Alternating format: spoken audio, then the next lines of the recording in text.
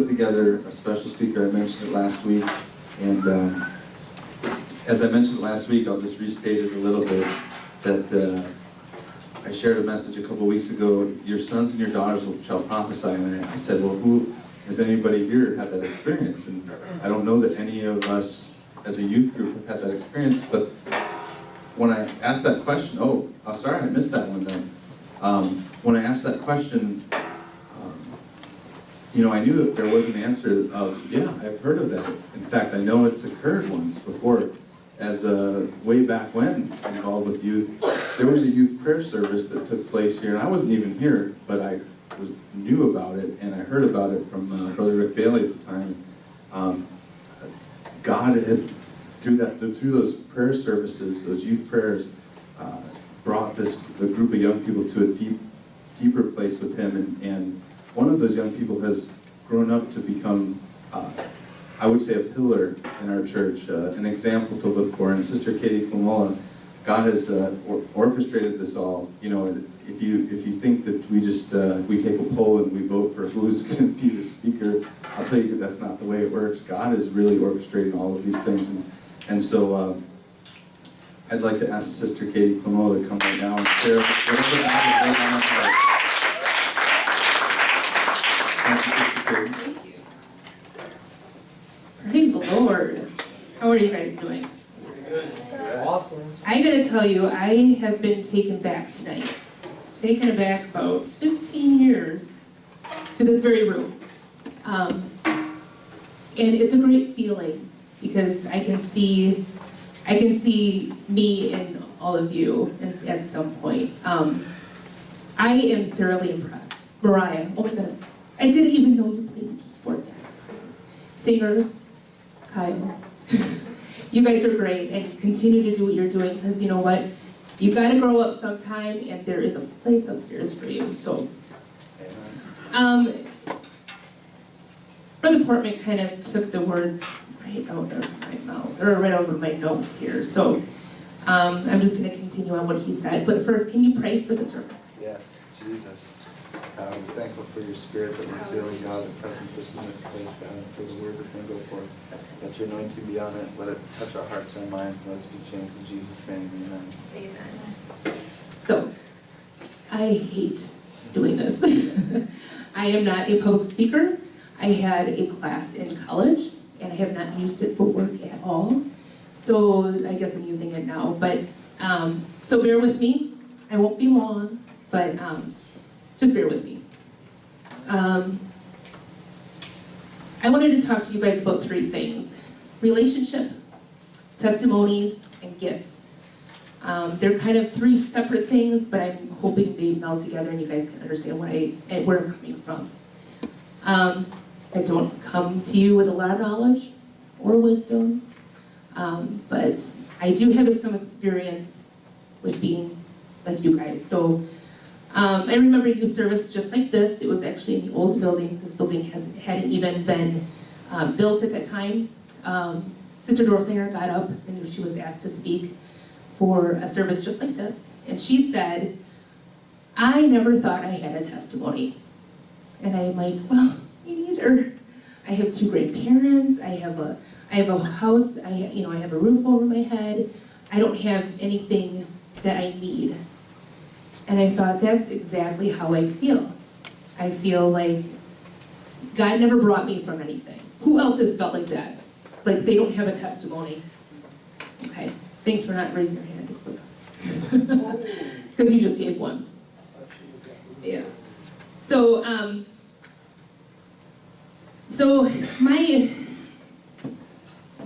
this part of the message.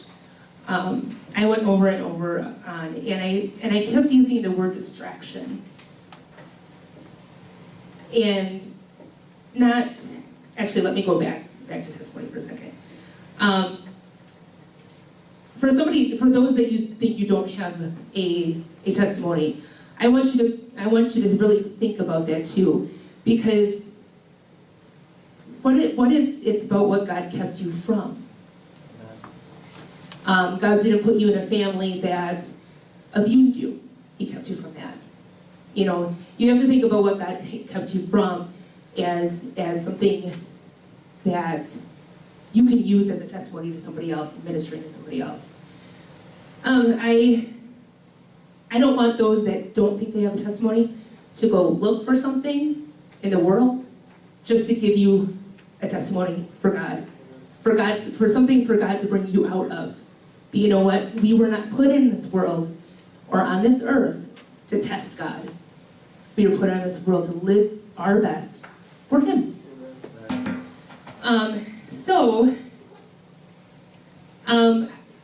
Kind of turning subjects and kind of like falling off the cliff. Many times we want to put like worth on our salvation, like the testimonies.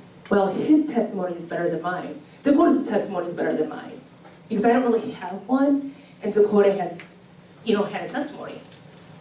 Can't do that. Can't do that. You can't put a worth on your salvation because there was one price paid. There wasn't $1 here and $5 here. There was one price paid. Who paid that price? Jesus. I look at my teenage years as the most influential. Meaning, I woke up, went to school, did my schoolwork, figured out what I was going to wear that day, maybe a couple of school projects I had to figure out, but that's about it. So that's where the distractions come in.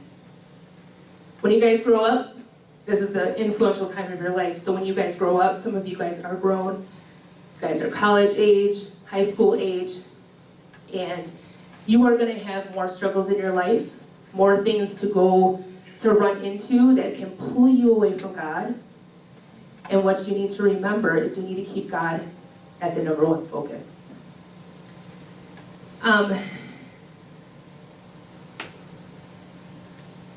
My teenage years is probably when I had the deepest relationship with God, and I can be completely transparent with you guys and say that because your relationship with God, you're human, is going to ebb and flow, but the most important thing is you keep on striving for a deeper relationship with God. Amen. This. Fasting, praying, reading your word, or reading His word, that's what's going to get you where you need to go. Right there. Right there is where I was blessed enough and in deep enough relationship with God that I did bring an interpretation. I have not done it since for whatever reason, but it is the most amazing feeling you can ever have because you are a one-on-one connection with God, and there's nothing like it. So to say that, kind of like going off my notes here, but to say that I didn't have distractions. Those are the times that I was able to focus on God 100%, and it just came out.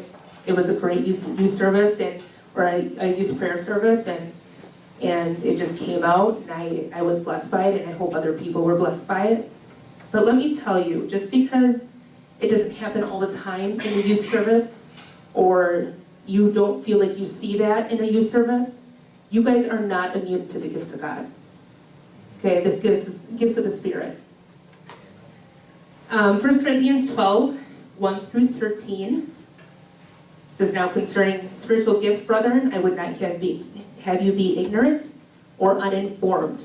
So he wants you to know about these gifts of the Spirit.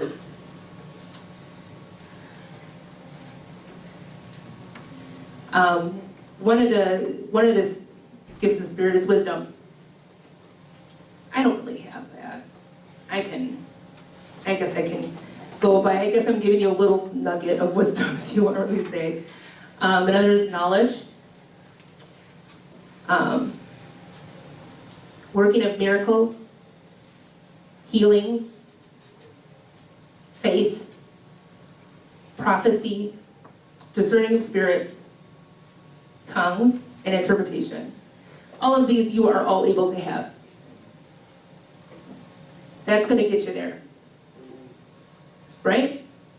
So the more you pray, the more you fast, the more you read the scripture, you will get to that place. And you are not immune to those gifts. Please remember that. You guys are the church of today. It's such a cliche. You always hear it. You guys are the church of today. Blah, blah, blah. It's so true. Because you know what? If you guys don't search and seek for these gifts of the Spirit, they will not carry on. They won't. Dakota, who's your favorite preacher? It's a good one. Honestly, I know it's really random, no one really hear me say this, but I really like Anthony. So Brother Mundy, he's great. He's a great speaker. He has power. He is called. What if God had not called him? What if he had not gotten to a deep enough relationship with God that he was not called? He would miss that opportunity to listen to and get something from Anthony. Anybody else? Who's your favorite preacher? Brother East. There you go. I don't know when these, I know Brother Mundy was called early. I don't know what Brother East was. But what if he did not go deep enough in God to be called? Brother Morton Buster, he has the gift of prophecy. What if he had not been called? We have not. We have to realize that if you guys don't search deep spiritual search yourself, and you can't get to the gifts of the Spirit, what will continue? We won't have that. We need to continue to strive to make it to that spot. Both Joel 20:28 and Acts 2:17, they state that your sons and daughters shall prophesy, your old men shall dream dreams, your young men shall see visions. Who's a son or daughter? Everybody should raise their hand. All right. You guys are going to prophesy. If you get to the deep relationship with God, you can prophesy. You're young men. Who's a young man? Yeah. Yeah, you're trying. You guys are going to see visions. And in your old men, this is where you raise your hand. They're going to dream dreams. You guys are all at a point in your lives, like I said, where you guys have to reach and you have to decide what you're going to do for the rest of your life. You guys are going to go on to go to college. You guys are going to go on to have relationships, friendships. You guys are going to you're going to go on to have marriages, God willing. Not me yet. You guys are going to have marriages. You guys are going to have children. Those are all, and I don't mean they're distractions, but they all can be stuff that's going to pull you away from a relationship with God. So it's vitally important that you make sure that God is number one. That way your family is number one, really. And you say, well, how old are you, Dayla? 13. I'm 13. I still have 10 years until I'm out of college. I remember when you were born, you were born, you were born. I remember when everybody was born here. That's so sad, but I remember when you guys are born. So that just shows right there how fast time flies. You don't have time. Especially in this world of today, it's crazy. Sam? You remember when I was born, don't you? See, that ages him even more. It just shows how fast time flies. And in this world, it's going to fly even faster because this world is in deep, deep despair. I don't have much more, but I want you guys to do this. And do it with a fervency for yourself, for your future family. Make a commitment. You make a commitment to talk to your friends, and to text your friends, and to spend time with your friends, and to see your friends. And if we don't have that same relationship with God, then what happens? you and Joe, or you and Jake, are like super friends, right? Yeah, yeah. So, I'm sorry, I'm picking on you a lot today. You guys text?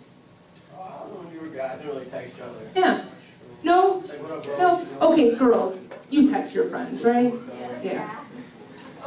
Yeah. You talk to them on the phone sometimes. You see them in person. What would happen if none of that happened? Would your friendship fall apart?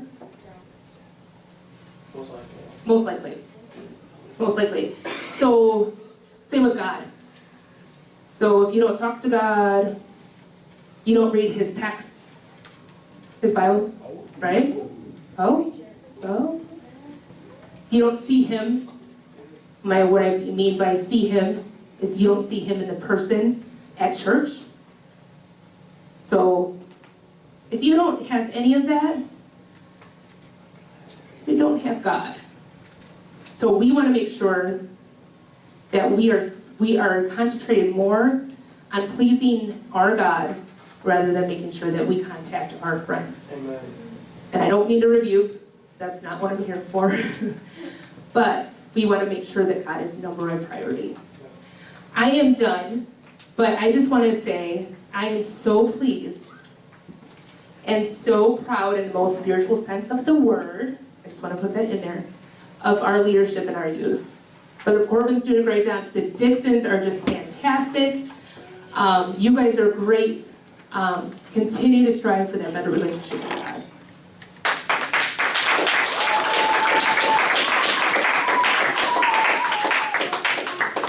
Thank you, Jesus. Thank you, Sister Katie. You know what? That was real. See, you can't fake an anointing. You can't produce it. You can't buy it. You have to live it. It has to come from God. There's no other way. And what I just experienced, and I hope you all experienced, was an anointing that was real, that came from a real relationship. And let's all stand right now. And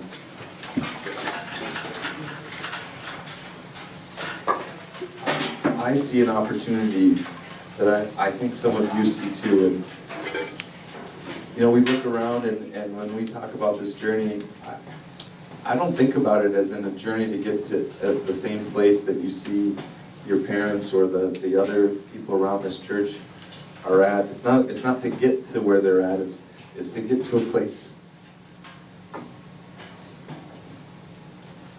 someplace further.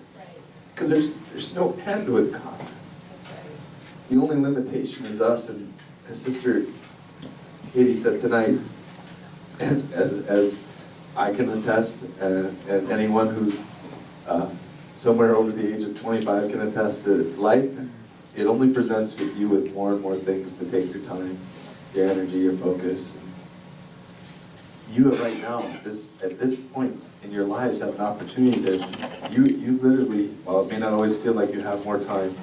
Let me tell you, you have more time than most would have. And it's not, you know, God's not saying, hey, I want you 24/7, but if you give them an extra whatever it is tomorrow and another the same the next day, and if you'll repeat that pattern, God is going to start to do things in your life that you weren't even expecting.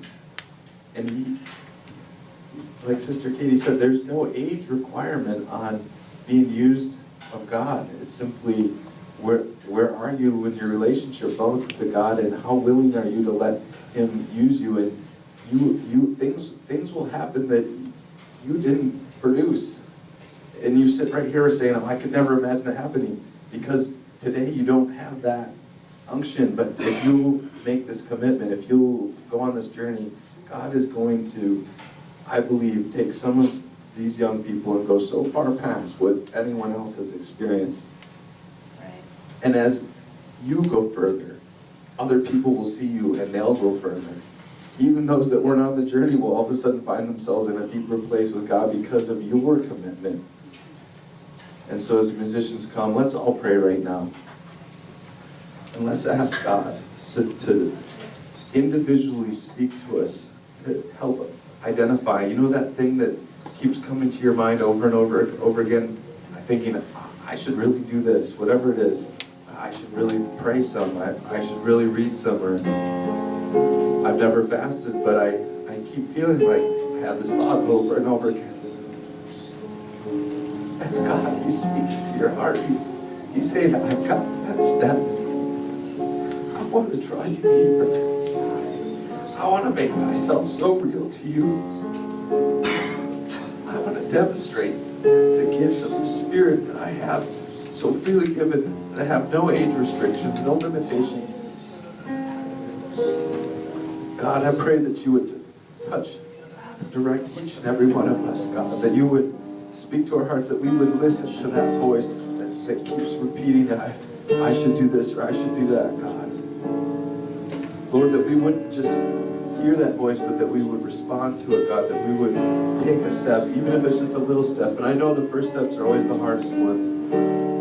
The first time I cut a meal out of my day is the hardest one, and the first time I wake up early so I can pray is the hardest one, but the second one's not as hard as the first one, and the third one's easier than the second one. And as soon as we'll be faithful to that commitment, as soon as we'll seek after more, it won't be a struggle, it won't be a difficult, it'll just be a thing that we aspire to do, we want to do, because we're feeling the Spirit of God pull us to a deeper place.